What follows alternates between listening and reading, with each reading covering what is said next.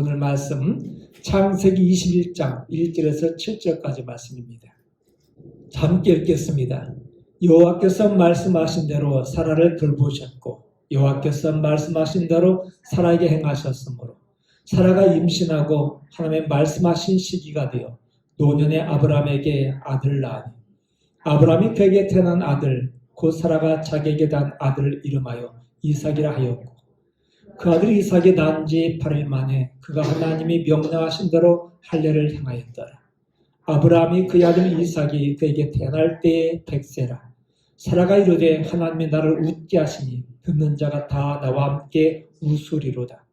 또 이르되 사라가 자식들을 젖먹이겠다고 누가 아브라함에게 말하였으리오마는 아브라함의 노경에 내가 아들을 낳았도다 하니라. 아멘.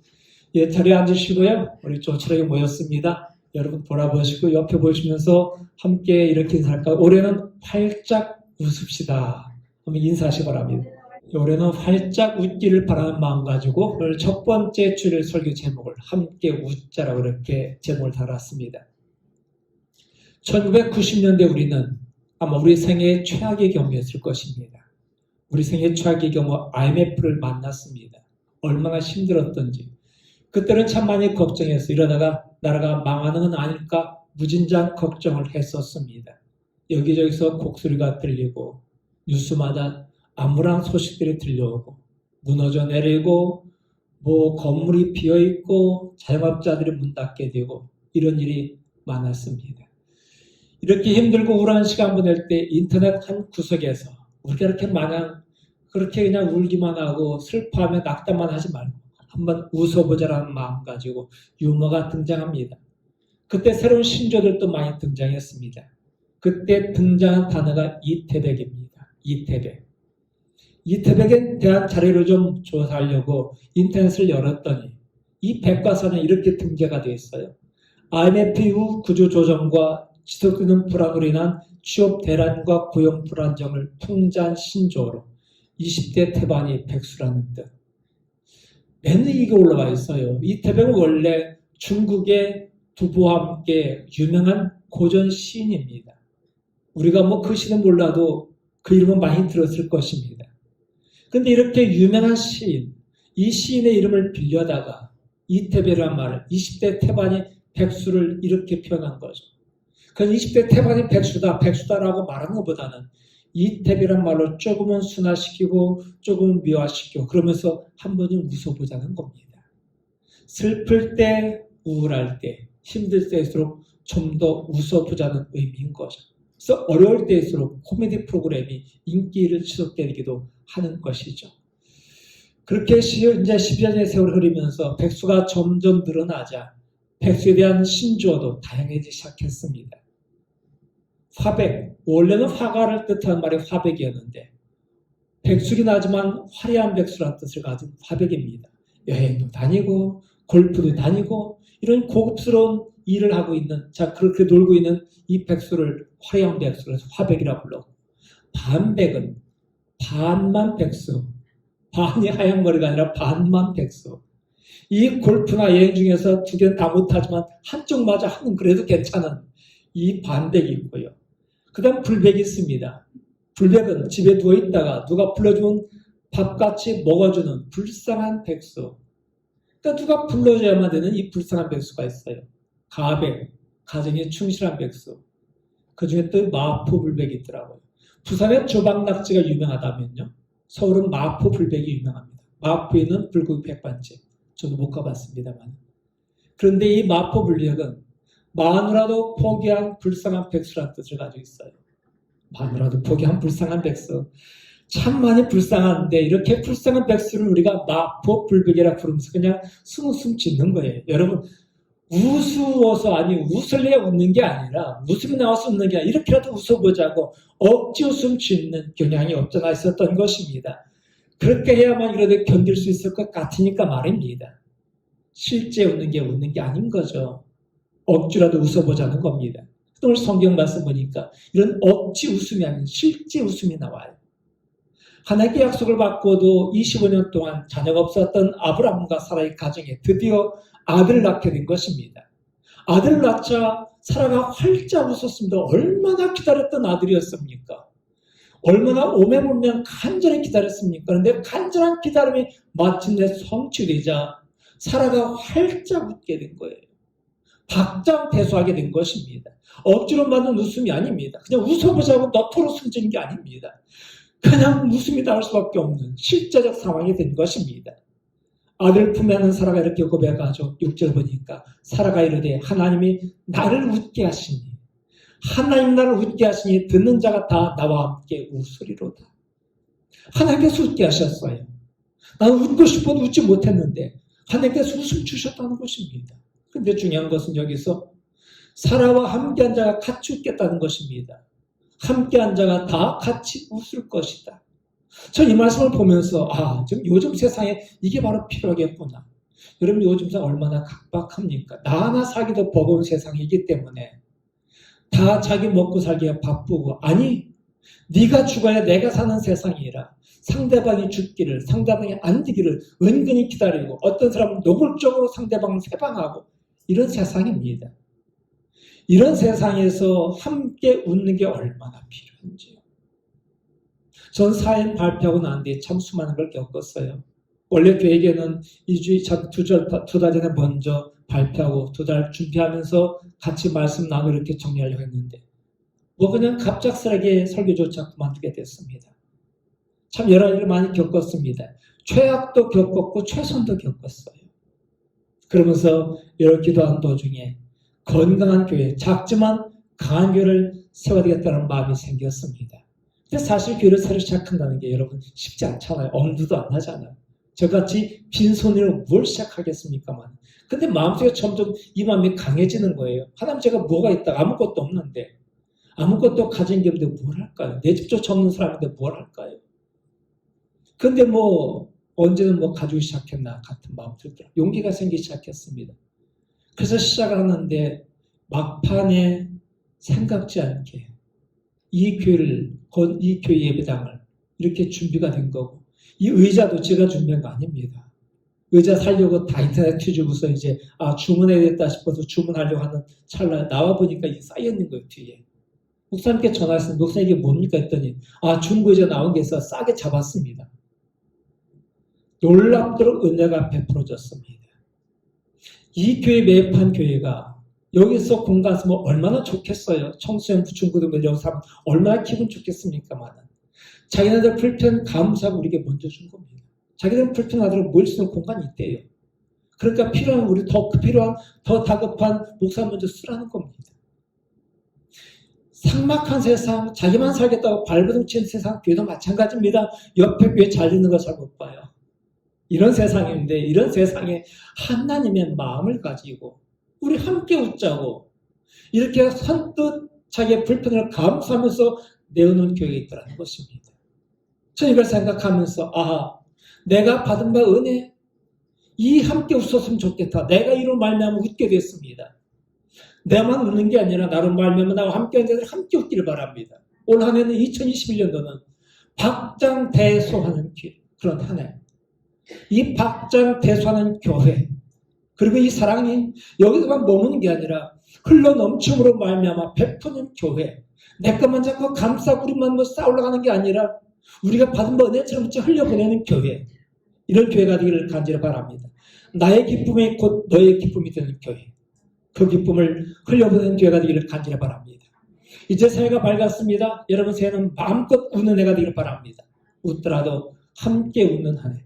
나 혼자 웃는 게 아니라 함께 웃는 해가 되기를 바랍니다. 우리는 IMF보다 더 무서운 코로나19라는 괴물을 만났습니다. 그 괴물과 힘겹게 싸우고 있습니다. 힘겹게 싸울 때에 우리가 함께 싸워야 이길 수 있을 거예요.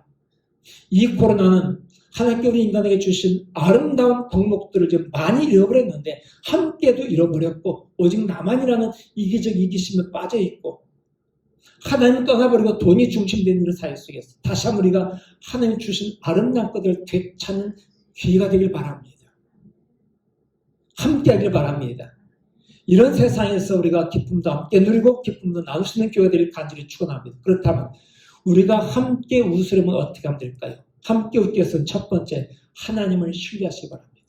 하나님을 신뢰하시기 바랍니다. 드디어 사라가 이삭을 낳습니다. 하나님께 약속하신 지 25년 만의 일이었죠. 얼마나 기가 막혔을까요? 진짜 뭐 팔팔 뛰었을 것입니다. 뭐 그냥 춤췄을 것입니다. 아브라함과 사라에게는 생애 최고의 순간이었을 것입니다. 그런데 여러분, 이들이 아들을 얻게 된 것, 이삭을 얻게 된 것은 아브라함과 사라의 믿음 때문이 아니었어요. 1년 전 하나님께 나타나셨습니다. 그럼 말씀하십니다. 내년 이맘때 네 아내 사라가 품에 아들을 낳을 것이다. 이때 장막뒤에서 이 말을 듣는 사라가 피식 웃어요. 여러분 웃죠. 여기 앉으신 분들한테 내년 이맘때 아들을 낳을 거라 말하면 누가 믿겠습니까? 피식 웃죠. 간절한 기대, 간절한 소망이지만 참 듣기 좋은 말이긴 합니다. 그런데 하나님 참 듣기 좋은 말이긴 한데 저를 웃게 만드시는군요. 실수를 금할 길이 없네요. 내 이미 경수가 끊어진 지 오래인데 무슨 능력으로 내가 아들을 낳아요. 하지만 말씀하는 고맙습니다. 이런 뜻입니다. 하나님께서 부릅니다. 너 왜 웃니? 너 왜 비웃니? 그래 사라가 팔짝 뜁니다. 저 안 웃었는데요. 또 웃었잖아. 작년까지도 그랬어요. 믿을 수 없는 일입니다. 상상도 할 수 없어. 그래 꿈만 꾸겠다는 겁니다. 아이고 꿈이라도 좋으니까 말씀하느라 감사합니다. 그런데 1년 뒤에 이것이 사실이 되고 현실이 된 것입니다. 여러분 우리 믿음은 아니에요. 그래요. 어떤 때는 참 믿음이 좋아요. 강합니다. 내 몸을 던져 불살 정도로 믿음은 강합니다만 어느 한순간에 팍 꺾여버리는 우리 자신들입니다. 하나님께서 사라에게 아브라함에게 아들을 주신 것은요. 하나님의 약속의 신실함 때문에 주신 것이지 그들 믿음 때문이 아니라는 것입니다. 여러분 하나님께서 이렇게 우리에게 좋은 교회 처소를 예배 처소를 주신 것은요. 우리 믿음이 강해서가 아닙니다. 하나님께서 하시 원하셨기 때문에 밀고 나가시는 거예요. 하나님의 신실하심 때문입니다. 우리 믿음 때문이 아니라 하나님의 신실하심. 우리 믿음은 자주 흔들리지만 하나님의 약속은 흔들리지 않아요. 1절 2절 말씀 보실까요? 여호와께서 말씀하신 대로 사라를 돌보셨고 여호와께서 말씀하신 대로 사라에게 행하셨으므로 사라가 임신하고 하나님이 말씀하신 시기가 되어 노년의 아브라함에게 아들을 낳으니 여기 짧은 2절 가운데에 여호와께서 말씀하신 대로라는 단어가 말씀이 3번이나 등장합니다. 여러분 기억하시죠? 2번 반복하는 것은 강조, 3번 반복하는 것은 최상의 강조라고 그랬습니다. 이 창세기 기자는 하나님께서 말씀하신 것은 어떤 상황이든지 반드시 이루어진다는 것을 강조하고 또 강조하고 있는 거예요. 사라의 믿음 없음에도 불구하고 하나님께서는 약속하신 바를 반드시 이루신다는 것입니다. 그분은 신실하신 것입니다. 하나님의 말씀은 약속으로 가득 차 있어요. 그래서 성경을 약속의 책이라 말하고 우리 신앙인들은 약속의 사람들이라 부릅니다. 여러분 약속의 사람은 약속 붙잡고 사는 거지 다른 거 붙잡고 사는 게 아닙니다. 세상 사람들은 손에 쥔 걸 잡고 살아갑니다. 쥔 게 있어야 자신 있어요. 쥔 게 있어야 그들은 괜찮다고 봅니다. 근데 여러분 우리는 쥔 거 하나도 없고 약속만 붙잡고 살아가요. 그런데 놀라운 건 쥔 것 하나도 없는데 일이 이루어지더라는 것입니다. 누가 하시는 건가요? 하나님께서 하시는 거예요. 내가 하는 게 아니라는 것입니다. 이 세상 사람들 볼 때 약속이라는 것 이거 하찮아요. 못 믿어요. 왜? 어차피 사람들은 약속을 손바닥 뒤집듯 뒤집거든요. 어제까지 굳게 맹세했던 그가 오늘 아침에 입 싹 닦고 말 싹 바꿔버립니다. 이게 사람들입니다. 사람들은 악하기 때문에 약속을 헌시짝처럼 버립니다. 하지만 악하지 않더라도 어떤 사람들은 약하기 때문에 상황이 어쩔 수 없어서 약속 못 지키는 경우도 있다는 것입니다. 그 세상 사람은 약속을 시원찮게 생각하지만 성경은 하나님의 약속은 굉장히 무겁고 반드시 이루어진다고 강조하고 있습니다. 이사야서 55장 11절에 이렇게 말합니다. 내 입에서 나가는 말도 이와 같이 헛되이 되기로 되돌아오지 아니하고 나의 기뻐하는 뜻을 이루며 내가 분한 일에 형통함이라. 하나님께서 입에서 나간 말씀은 반드시 역사가 일어나지 다시 뒤돌아오지 않는다는 것입니다. 반드시 이룬다는 것은 형통한다는 것입니다. 그래서 여러분 하나님은요 상황 따라 말씀을 바꾸지 않으세요.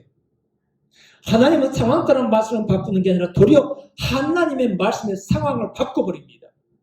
이거 얼마나 놀라운지. 사람들은 상황 따라 말을 바꿔버려요. 그런데 하나님은요, 상황 따라 말씀을 바꾸는 게 아니라 그 말씀이 상황을 바꿔버려요. 사람들은 상황이 달라지면 약속을 바꿉니다. 그래서 사람은 믿을 수가 없는 거죠. 저도 이런 걸 참 많이 겪었어요. 15년 동안 사역하면서 말이 수시로 바뀌어요. 그래야 따질 필요 없습니다. 어차피 인간은 악하기 때문에 그러고 지 마음에 안 든다고 기분 나쁘다고 안 한대요. 그러기도 하고 어떤 때는 상황이 어쩔 수 없기 때문에 약하기 때문에 그래요. 그런 사람하고 싸울 필요도 없고 왜 그렇게 약속 어기느냐 말할 필요도 없습니다. 하나님께 맡기면 돼요.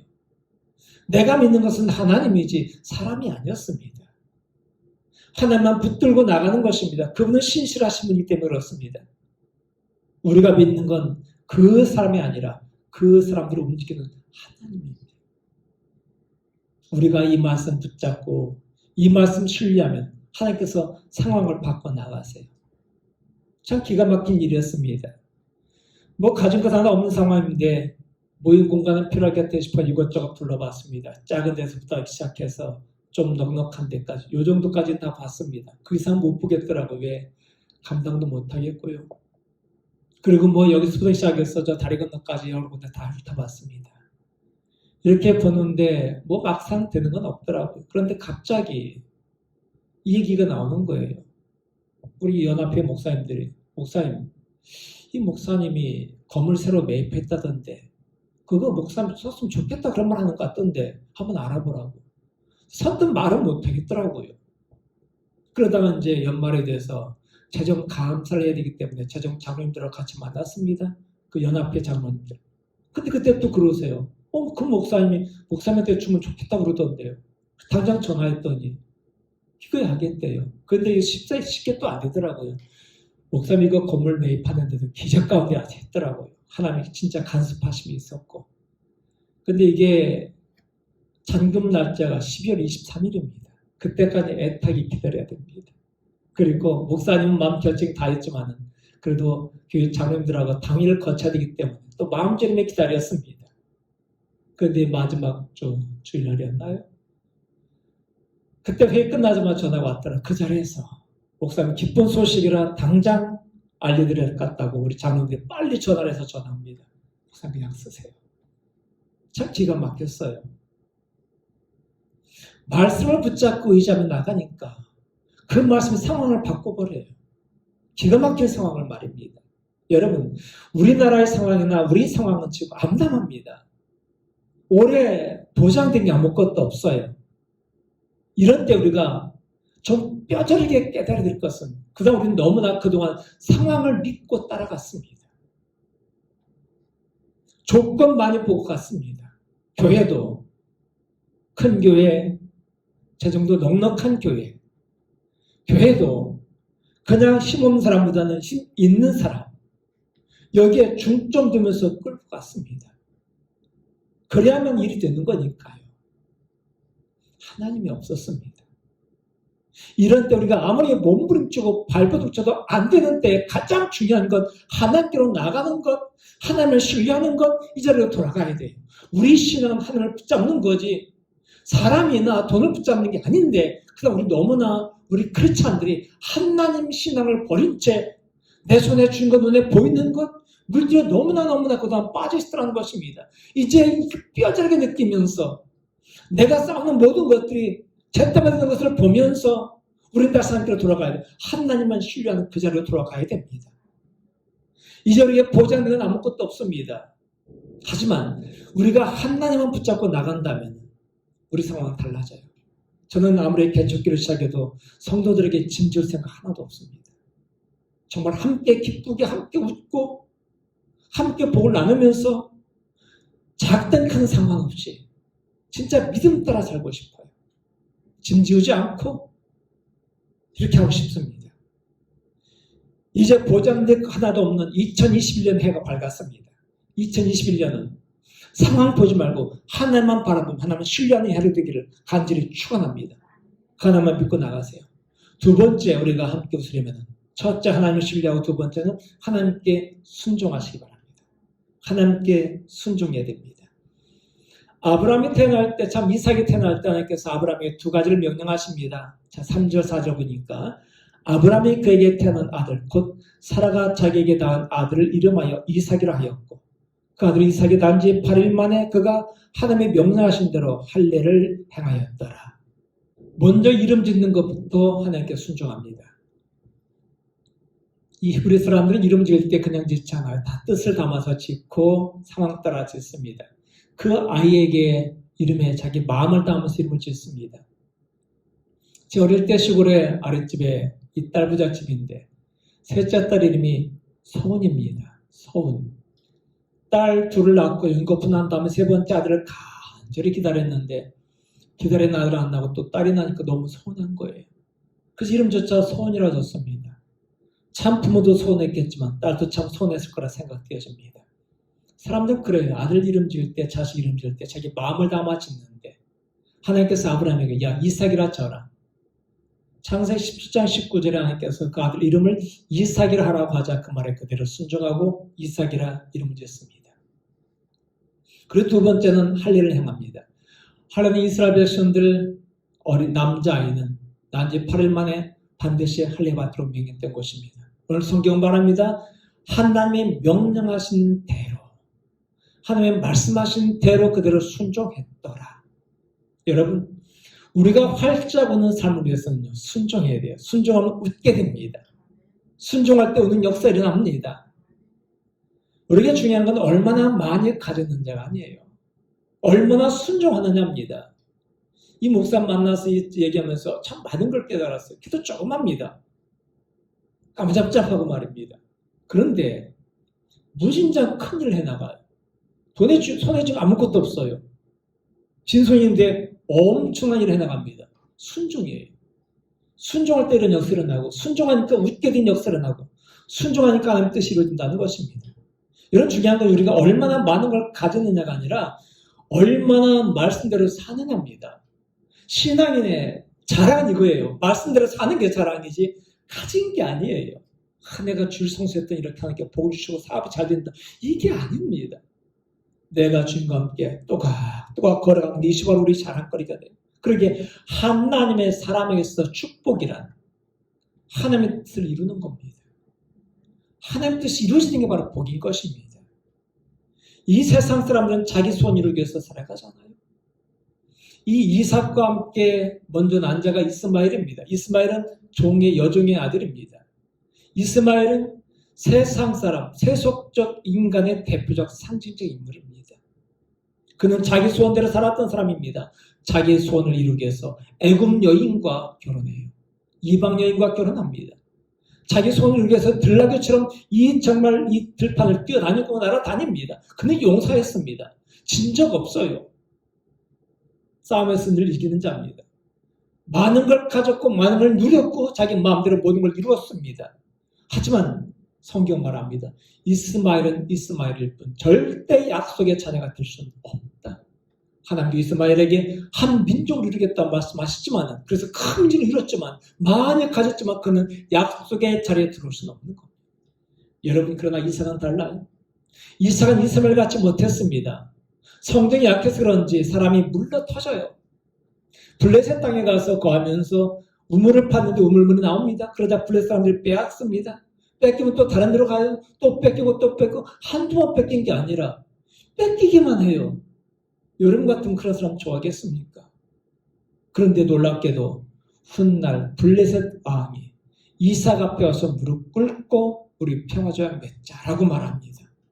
그런 멸시했던 무시했던 바로 블레셋 왕이 이삭 앞에 무릎 꿇어요. 어떻게 하나님의 함께 하심을 받거든. 중요한 건 그겁니다. 하나님의 함께하는 게 강한 거예요. 가진 것이 아니라 하나님 함께하는 것입니다. 이 예배당이 주어지기까지 하나님 말씀에 순종한 거예요. 이제 모든 게 다 끝이 나고 당일까지 끝난 다음에 이제 목사님과 장로님들 같이 모였습니다. 식사를 하자고. 그래서 기꺼이 제가 사겠다고 그랬죠. 그런 얘기했습니다. 정말 큰 일 해주셔서 감사합니다. 이 쉽지 않은 일인데 너무나 감사합니다. 그때 그 장로님 하는 말씀이 이구동성으로. 당연한 거 아니겠습니까?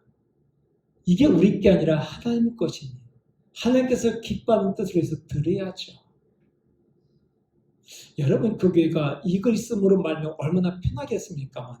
이게 없음으로 말면 불편합니다. 여러분, 순종은 불편해요.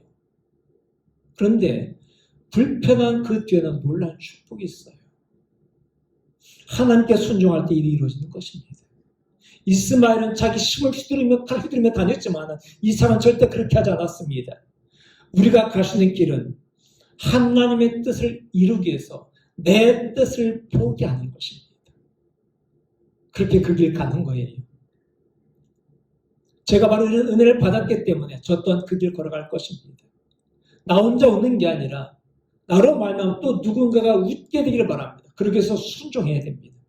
순종할 때 나도 웃게 되지만 나와 함께한 자가 더불어 웃게 된 놀라운 축복이 있는 줄 믿습니다. 이런 기적을 경험하는 세계들을 간절히 축원합니다. 이제 세 번째, 함께 웃으려면 하나님께 맡기십시오. 하나님을 신뢰하고 하나님을 순종하고 이제는 맡기는 겁니다. 이제 8절부터 나오는 이야기는 세월이 흐른 뒤의 이야기입니다. 아마도 2, 3년 좋게 흘렀을 것입니다. 이제 이삭의 젖을 뺄 때가 되어 잔치를 베푸는데 그때 문제가 생겼습니다. 나이 많은 이스마엘이 이삭을 괴롭히는 거예요. 9절 말씀 보십시오. 사라가 본즉 아브라함의 아들 애굽 여인 하갈의 아들이 이삭을 놀리는지라. 여기 놀린다는 말은 장난친다는 얘기가 아닙니다. 괴롭힌다는 얘기입니다. 개역 성경은 희롱한다는 말로 번역했습니다. 그런데 이 놀린다, 희롱한다는 말과 이 이삭이라는 말이 어원이 같아요. 이삭은 히브리어 이차크고 희롱한다는 쩌하크입니다. 말이 비슷해요. 조금 달라요. 다시 말해 이삭은 웃음이라는 뜻이잖아요. 웃음과 괴로움은 함께 공존한다는 겁니다. 우리 인생이 그렇잖아요. 맨날 웃기만 하는 건 아니잖아요. 웃으면서 또한 아프기도 하고 아프면서도 웃는 것이고 이 둘은 항상 함께 공존하는 것입니다. 그런데 문제는 이 기쁨인 웃음인 이삭이 괴로움을 당하게 되자 이제 사라가 말합니다. 내쫓아라. 하갈과 이스마엘 내쫓아라. 여러분, 비록 서자인 하지만 내 자식인데, 아니 내 자식 아니라도 어떻게 내쫓아요? 내 자식이 아니라도 내쫓을 수는 없잖아요. 그런데 사라가 말합니다. 그때 아브라함이 괴로워요. 어떻게 하면 좋을지 모르겠다는 것입니다.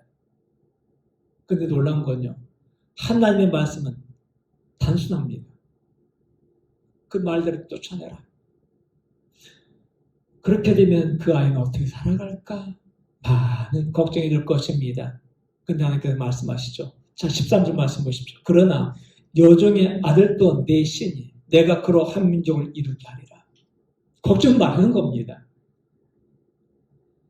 그 아들도 네 씨앗이니 내가 그로 한 민족을 누가? 하나님께서 이스마엘로 한 민족, 큰 민족을 이루게 할 거라는 것입니다. 쉽게 말해 이겁니다. 야, 뒷일은 내가 책임질 테니까 더 이상 걱정하지 마. 맡겨라 이런 얘기예요. 뒷일은 내가 책임진다? 그러니 맡겨라 이런 얘기입니다. 여러분, 아브라함의 생각이 얼마나 복잡했겠습니까? 그날 밤 잠도 못 잤을 겁니다. 사라가 말할 때 어떻게 하면 저점인지 전전긍긍했을 것입니다. 참 복잡했는데 하나님의 말씀은 참 간단해요. 하나님 풀어 말씀하지 않으십니다. 왜냐면 말이다 이렇게 말씀하지 않으세요. 야, 그냥 내보내라. 하나님 어떻게 내보내요? 그럼 어떻게 살라고요? 야, 그건 내가 책임져. 그건 내가 할 일이야. 네가 할 일 아니야. 그 인생은 내가 책임져. 내가 붙잡겠다는 얘기입니다. 여러분, 그래. 여러분의 인생이 지금까지 살아온 날들이 그랬잖아요. 내 힘으로 산 거 없었습니다. 하나님께 도와주셨고 마케팅 그분께서 인도해 주셨고 책임져 주셨어요. 그걸 믿기 때문에 아무것도 없으면서 컨트롤 치면서 시작을 하는 거죠. 제가 지금까지 사역하면서 정말 아무것도 없이 여기까지 왔습니다. 제가 막힌 건요. 하나님께 맡기며 걸어갈 때 하나님께서 책임지는 걸 많이 경험했습니다. 그러기에 내일도 앞날도 아무렇게 보장된 건 없지만 하나님 한 분 믿고 맡기며 나가는 겁니다. 우리는 생각이 복잡합니다. 근데 하나님 말씀은 단순해요. 그 단순한 말씀에 맡길 때 복잡한 문제가 단순하게 풀려요. 쉽게 풀려요. 우습게 풀리더란 얘기입니다. 사랑하는 성도 여러분, 우리 인생에 문제가 없을 수는 없죠.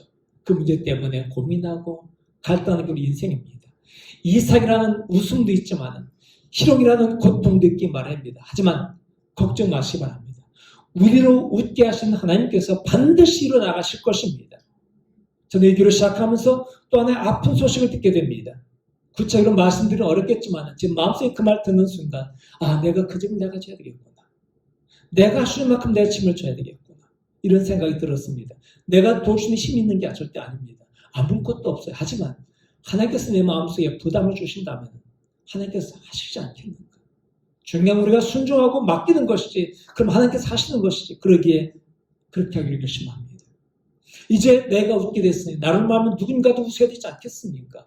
함께 웃는 해, 함께 웃는 교회가 되기를 바랍니다. 걱정도 돼요. 그렇지만 더 큰 기대가 생깁니다. 하나님께서 도대체 어떻게 나가실 것인가 기대가 돼요. 이것이 준비되기까지 정 하나님께서 놀라운 일을 행하신 것처럼 또 앞으로 행하실 일에 기대가 됩니다. 지금까지 나의 문제를 명쾌하게 해결하신 하나님께서 앞으로도 또 그렇게 해결할 것을 믿고 나갑니다. 그 하나님을 찬양하기 원합니다. 이제 새해가 밝았습니다. 여러분, 올해는 여러분에게도 웃는 일이 많았으면 좋겠습니다. 아픈 것도 사라지고 몸도 건강해지고 마음도 건강해지고 무엇보다 우리 영혼이 건강해져서 활짝 웃었으면 좋겠습니다.